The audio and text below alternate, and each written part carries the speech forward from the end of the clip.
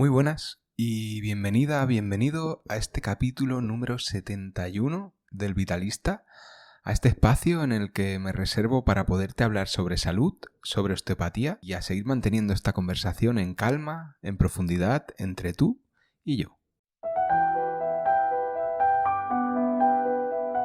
Hoy he decidido abrir una nueva serie, como te dije que te hablaría de cosas de salud, que intentaría seguir haciendo entrevistas, y así lo estoy intentando. Y, por otro lado, quería abrir alguna serie. Y hay un tema del que siempre quiero hablar, porque, sobre todo por la gente que viene a verme a la consulta, que cuando empiezo a trabajar tengo como todo una forma de valorar, que siempre acabo mi valoración en la cabeza del paciente. Y la mayoría de las veces empiezo trabajando sobre el cráneo. Ya vengas por la pelvis o por un dolor de barriga o por un dolor de mandíbula o de hombro, ¿sí? Siempre acabo en la cabeza. Y yo lo tengo como algo muy normalizado, pero es verdad que a muchos pacientes les choca, ¿no? No me dicen nada, pero cuando alguien me pregunta algo sobre las herramientas que uso, normalmente lo que más, aparte de las manipulaciones, ¿no? De las técnicas de alta velocidad que crujen y siempre hay comentarios y cosas graciosas, lo que suele haber más comentarios o más preguntas es sobre el abordaje craneal.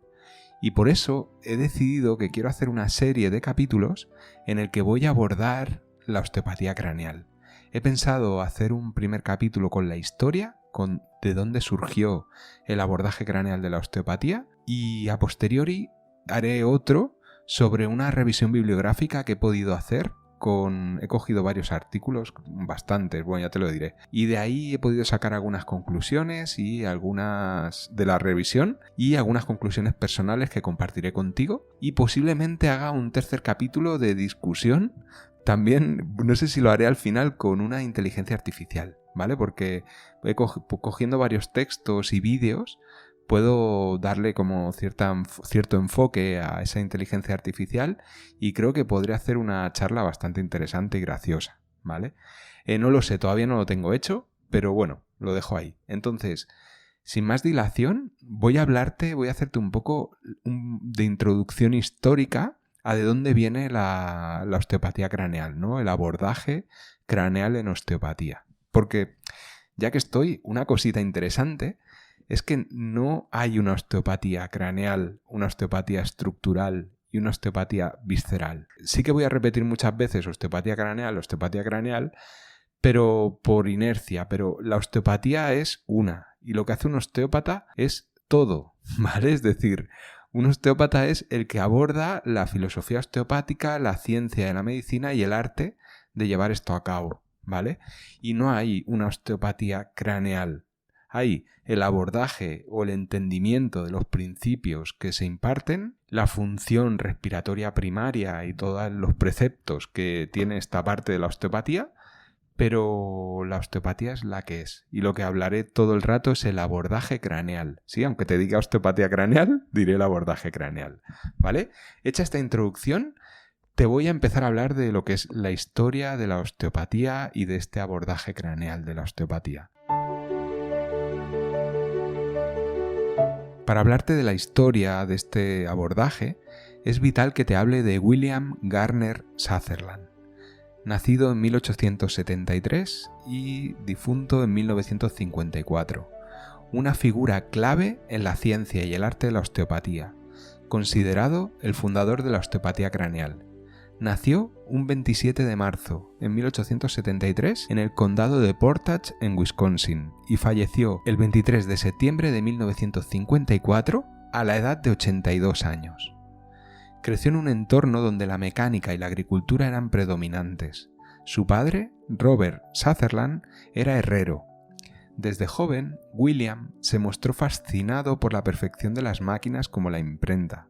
Comenzó su vida profesional trabajando en el periodismo, en periódicos como el Mapleton Enterprise o el Austin Daily Herald.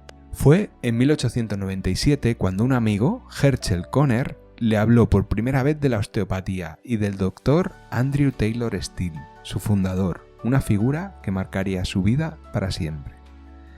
La lógica de los principios osteopáticos le fascinó. Su interés se hizo más personal. después de ver la gran mejoría que la osteopatía logró en la grave condición de salud de su hermano menor, Guy Sutherland. Decidió dejar el periodismo para estudiar osteopatía. En este punto enfrentó desafíos, principalmente económicos. Asistió en primer lugar a la Upper Iowa University por 2 años sin llegar a graduarse, y posteriormente se matriculó en la American School of Osteopathy en Kirksville, Missouri, en la clase de 1900, hace ya unos añitos.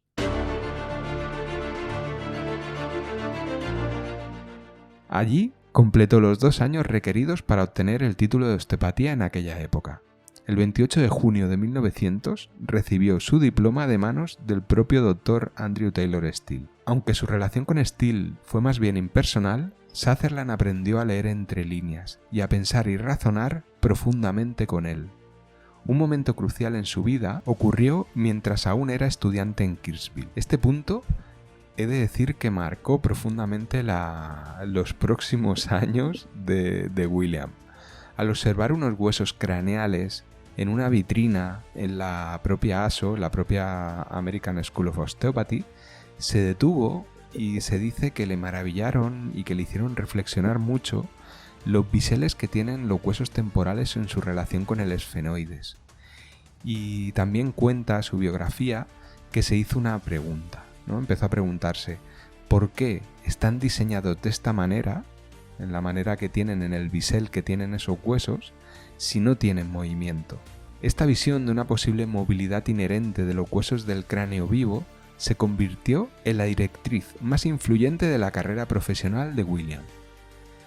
Tras graduarse, abrió su primera consulta osteopática en Mapleton y luego en Mankato. Desarrolló la habilidad de palpación, enfatizó en la necesidad de conseguir tener dedos pensantes, observadores y sensibles, para poder sentir el tejido, un concepto sobre el que Still insistía muchísimo. Sutherland se casó 2 veces. Su segunda esposa fue Ada Strand Sutherland, quien escribió su biografía. Precisamente la tituló Los dedos que piensan. Tras su reflexión ante la forma de los huesos temporales, el Dr. Sutherland pasó los siguientes 30 años dedicados al estudio, la observación y la autoexperimentación, enfocándose en entender la forma y la función de todos y cada uno de los elementos que forman el cráneo, enfocándose en su potencial de movimiento para elaborar cada detalle de lo que acabó denominando el mecanismo respiratorio primario. Su investigación fue solitaria, durante 30 exhaustivos y extraños años. Sutherland entendió que el concepto craneal no era una unidad separada, sino una extensión de la ciencia de la osteopatía del Dr. Still. Lo vio como una aplicación de los principios osteopáticos de Still al cráneo. Su descubrimiento fue más allá de un sistema mecánico. Llegó a comprender que el movimiento que observaba era la fuerza vital básica en operación, una manifestación de vida en movimiento, un signo de los mecanismos de autorregulación y de autocuración del cuerpo. Hablaba del aliento de la vida como un principio de sanación. También enfatizó en el concepto de potencia, la fuerza intrínseca, biodinámica y la importancia de permitir que la función fisiológica interna manifieste su propia potencia infalible. Introdujo el uso del concepto de fulcro, punto de apoyo, como herramienta diagnóstica y de tratamiento. Entendía la fluctuación del líquido cefalorraquídeo y su uso terapéutico. Comenzó a compartir sus ideas públicamente en la década de 1920. Dio una conferencia en 1929 en Redwood Falls, Minnesota, donde mencionó el cráneo al final, pero la referencia no fue comprendida inicialmente. Publicó artículos anónimos bajo el seudónimo de The Blunt Stone Bill en 1931, lo que generó interés. Fue invitado a presentar su material en la convención de la Asociación Americana de Osteopatía en 1932 en Detroit, pero solo asistieron 7 personas. A pesar de la baja asistencia, sus conferencias publicadas posteriormente en la Revista Americana de Osteopatía mostraron un aumento de interés. Continuó publicando artículos entre 1934 y 1939. Enfrentó indiferencia, ridiculez e incluso oposición de algunos colegas, quienes a veces veían su trabajo como una traición a los propios principios osteopáticos. Estamos hablando de 1939. En el propio año 39 publicó su libro, The Cranial Bowl, con el fin de despertar interés entre los expertos. El manuscrito había sido rechazado por revistas osteopáticas anteriormente. Las ventas fueron lentas inicialmente. Sutherland no incluía muchas historias de casos en sus publicaciones, creyendo que los profesionales debían encontrar la verdad por sí mismos. A pesar de los obstáculos, siguió enseñando. A partir de la década de 1940, comenzó a dar cursos más formalmente. En 1944 conoció a Rollin Becker, quien se convertiría en uno de sus estudiantes dedicados y continuaría su trabajo. En 1948, Becker ya era profesor en uno de los cursos de Sutherland.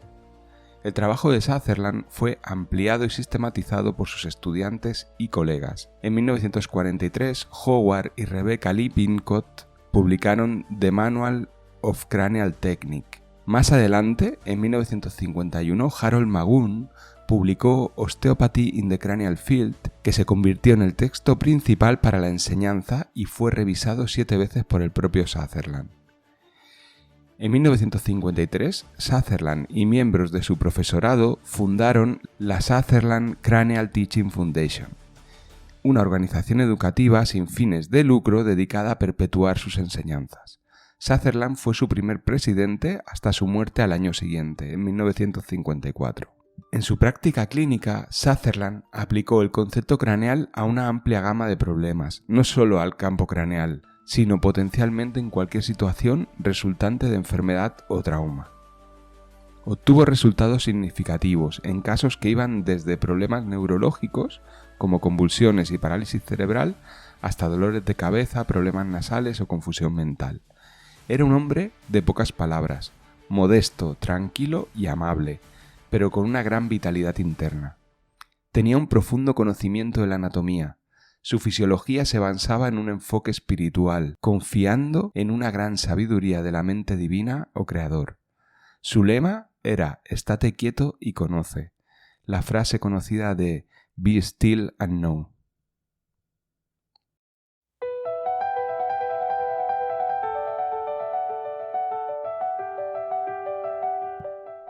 En sus últimos años su salud física decayó, necesitando a veces una silla de ruedas, lo que limitó sus viajes para enseñar, pero su actividad mental continuó. Siguió enseñando a quienes lo visitaban en su casa, The Fulcrum, en Pacific Grove, en California. Utilizó su propia condición física para seguir investigando y desarrollando técnicas para el beneficio futuro de otros, una determinación que algunos cercanos veían como un sacrificio. William Garner Sutherland falleció en 1954. Su legado perdura a través de sus enseñanzas, las publicaciones de sus estudiantes y la fundación que creó. Como él mismo dijo, todo lo que yo he hecho es quitar una cortina para poder ver más allá.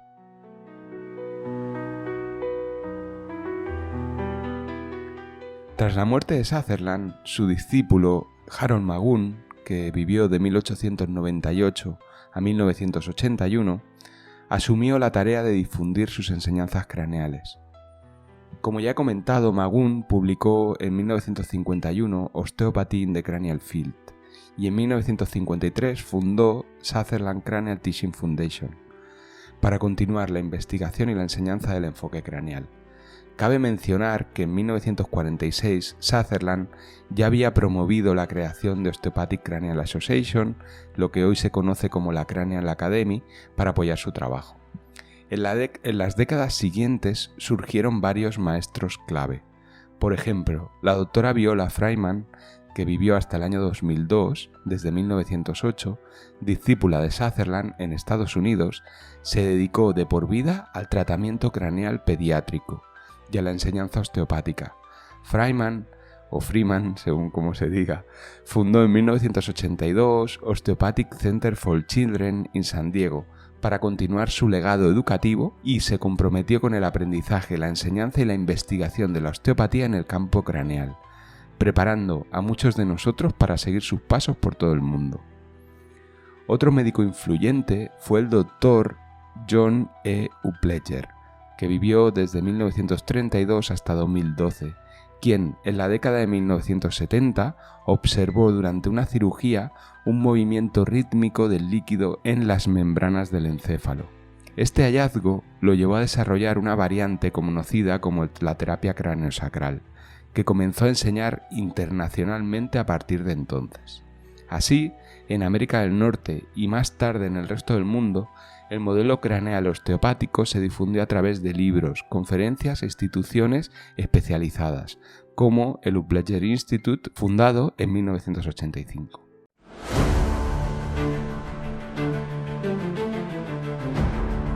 En Europa, la propia osteopatía craneal se arraigó principalmente en Reino Unido y Francia. La primera escuela europea fue la British School of Osteopathy de Londres, fundada en 1917 por el propio John Martin Littlejohn, que después en 1954 fue punto de partida para la formación en el enfoque craneal. Tras el legado de Sutherland, Magoon y otros comenzaron a dar cursos en Inglaterra, consolidando el interés en la región.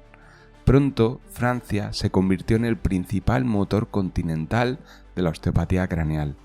Uno de los pioneros franceses fue el Dr. Robert Lavezarry, quien en los años 50 fundó la Sociedad Francesa de Osteopatía. En 1957, Paul Geny, que vivió de 1912 a 1996, y el osteópata inglés Thomas Dumer crearon en París la Escuela Francesa de Osteopatía. Por razones legales, esta escuela se trasladó en 1965 a Maidstone, en Inglaterra, y se convirtió en la Escuela Europea de Osteopatía, la European School of Osteopathy, la ESO, donde se formaron la mayoría de los osteópatas franceses del momento. De hecho, la mayoría de mis profesores de osteopatía vienen de la European School of Osteopathy en Maidstone. En este mismo periodo, los profesionales formados con Geny, por ejemplo, Francis Peralait, René Keginger y Bernard Barillon, siguieron aprendiendo de un osteópata británico, Dennis Brooks. En 1964, un grupo de osteópatas franceses logró invitar a París a 3 maestros estadounidenses, Harold Magoon, Viola Freeman y Thomas Shuley, todos alumnos directos de Sutherland, para transmitir las bases de la osteopatía craneal. A pesar del recelo inicial de parte de la comunidad médica, estos cursos de 4 años ayudaron a consolidar el abordaje craneal en Francia. A partir de los años 60 y 70 se multiplicaron las escuelas y congresos europeos donde se enseñaba el modelo craneal. Más allá de Europa, la osteopatía craneal se ha enseñado en todo el mundo. En América, donde nació, mantiene presencia en universidades y clínicas especializadas. En Latinoamérica, numerosos fisioterapeutas y médicos han viajado a Europa y Estados Unidos para formarse en osteopatía craneal, y actualmente existen escuelas regionales, por ejemplo, la Academia Latinoamericana de Osteopatía, que imparten cursos basados en el modelo de Sutherland. En Asia también hay programas de formación osteopática que incluyen la vía craneal, aunque varía por países. En el balance general, el abordaje craneal ha sido difundido principalmente por los discípulos e instituciones vinculadas a Sutherland. Como resumen, te contaré, entre 1950 y 1975 apareció el desarrollo de nuevos enfoques y la aparición de los tratamientos craneales, gracias a figuras como Sutherland, Magoon o Freeman. Estos avances representaron, según un análisis histórico, la mayor evolución de la osteopatía desde los tiempos de Steele. En la actualidad, la osteopatía craneal se enseña rutinariamente en los planes de estudio de las escuelas de osteopatía de todo el mundo. Asociaciones profesionales como la Cranial Academy en Estados Unidos o asociaciones nacionales de osteópata promueven congresos y certificaciones en esta modalidad. Aunque existe debate científico sobre la evidencia de sus efectos, en el que hablaremos en el siguiente capítulo de esta serie, el legado histórico es claro.